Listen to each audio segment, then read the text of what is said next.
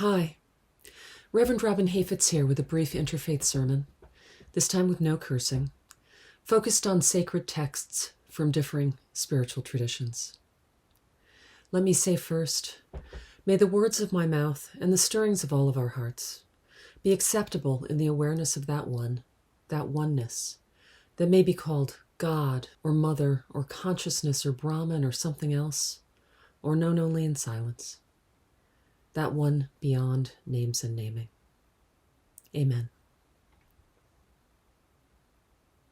As I have for past sermons, I consulted the I Ching for this one, that ancient Eastern oracle beloved and contributed to by Confucius. I tossed 3 coins 6 times, and I received hexagram 31, seen. The hexagram's bottom 3 lines represent mountain, a male energy with the attribute of powerful stillness. Its top 3 lines represent the lake, a female energy known as the joyous. These 2 energies come together in the hexagram like a new couple when things are going well. So the hexagram is called wooing, or attraction, or stimulation. It's about the magnetism that happens when these different forces come together, and each humbles themselves to honor the other. We read attraction, success. All success depends on the effect of mutual attraction. So this hexagram calls us to keep an open mind, to be tranquil and receptive, and to allow ourselves to love. As often happens in the I Ching, this reading turns from describing individual and interpersonal ideas to describing ideas that lead to good leadership and even to good government. And so we read, a lake on the mountain, the image of influence or wooing. Thus, the superior person encourages others to approach by their readiness to receive them. This describes the way great leaders influence society through an attitude of servitude toward the people. Like a mountain with an open lake at its peak, their humble openness welcomes those who come to enjoy the lake, and that willingness to be influenced attracts others and creates a positive atmosphere for the exchange of ideas. So this reading suggests that we should humbly soften our hearts and open our minds to others, and that in this way we, and those who would be leaders, become more magnetic, more influential, more effective.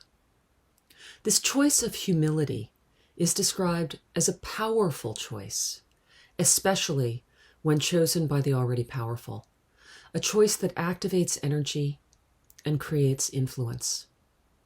That word humility, which connotes lowliness, comes from the word humus, dirt, earth. And it's linked, of course, to the word human, as the biblical name Adam came from the word Adamah, dirt, earth. For Adam was made from earth and breath. Humility is about the power and gravity and the humbling, yet empowering sense of rootedness that come with embracing and learning from the power of the earth, receptive, generous, untiring, and holding space. Humility is a favored virtue in many sacred systems. The Hebrew Bible and Christian New Testament, for instance, are full of counsel to be humble. Micah, the Holy One has shown you, O mortal, what is good. And what does the Lord require of you? To act justly and to love mercy and to walk humbly with your God. Ephesians, be completely humble and gentle. Be patient, bearing with one another in love. Proverbs, the Holy One mocks proud mockers, but shows favor to the humble and oppressed. And from the Gospel of Luke, all those who exalt themselves will be humbled, while those who humble themselves will be exalted. Certainly it is comforting, after the depredations of the previous federal administration, to imagine proud mockers being mocked, the haughty and the prideful being brought low, the humble and the oppressed being raised up. And our I Ching reading goes even beyond suggesting that that would be a nice outcome, or even just saying that it's likely to happen, to implying that in the long arc of the universe, it is the nature of reality that that which is powerful and yet humble gathers greater power, while that which is haughty topples and falls. So it also includes a caution against our own tendencies to haughtiness, to pride, and the counsel that trying to bring others low will not raise us up, and will, in fact, decrease our influence. Another ancient Chinese sage, roughly a contemporary of Confucius, Lao Tsu, who gave the world Taoism, also wrote a great deal about humility. Like the I Ching, Lao Tsu's Tao Te Ching speaks of how to be a better individual, but also of how to be a better leader, and even a better nation. I close with words from verse 61. A great state is like a river basin. It receives what flows into it. It is a place where all things can rest, where the world is welcome. The low is greater than the high.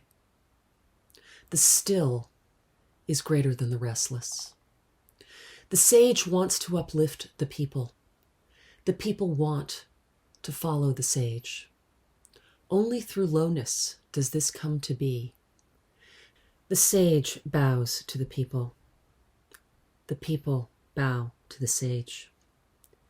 And when all uplift their heads, only greatness remains. I pray that we may all be helped in being humble, and so in being great. That we may, in our humility, in our humanity, help raise up others who are low and exalt those who are oppressed.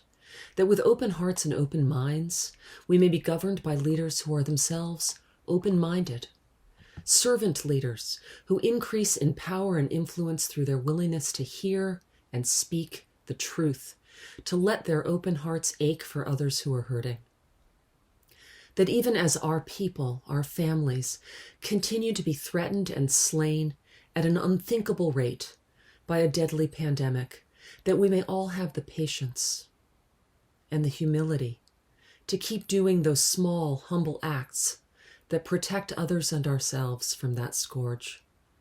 That in our lives and in our relations, we may be like the lake, joyful and joy-creating, and like the mountain, powerful, even perhaps especially in those times when we choose stillness.